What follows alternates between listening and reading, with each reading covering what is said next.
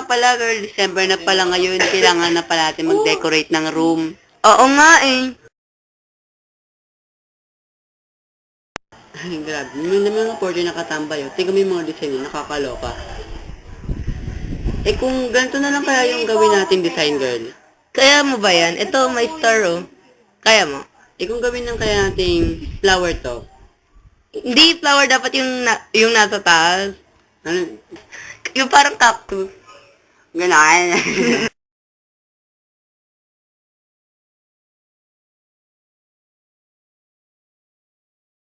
Kung kailan pinakamadilim, Mga tala ay mas nagniningning. kaano man kakapalang ulan, Sa likod nito ay may liwanag.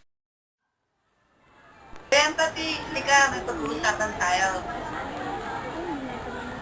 Uy, girls, tara. Girls, tara.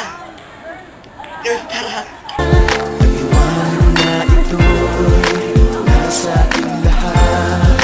May sinag ang bawat pusong bukas. Sa init ng mga yakap, maghihilom ang lahat ng sugat. Na magdi-design na tayo ng room.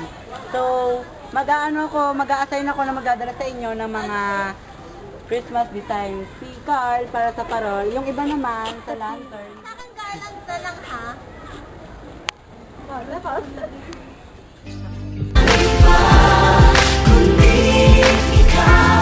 Salamat sa liwanag mo, muling magkakakulay ang Pasko. Salamat sa liwanag mo, muling magkakakulay ang Pasko. Buti naman dala nyo na. So, start na tayo?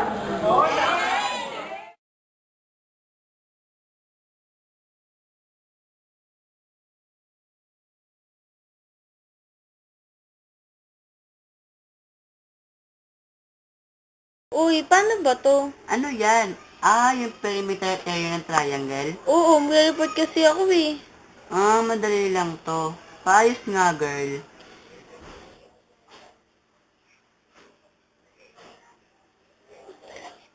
Tulad nito, di ba sa problem mo? Ang kukunin muna natin perimeter. Itong dalawa, congruent siya. Ito naman, 18 cm. Para makuha ang perimeter nito, 16 plus 16 plus 18, ayun na yung sagot. Yung perimeter. Para naman makuha yung area niya, di ba? Parehas tong 16. Tapos, ito, 18. Sige lang.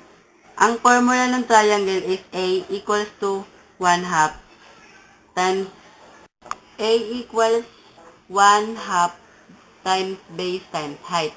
Ang base natin is 18. Ang height naman natin is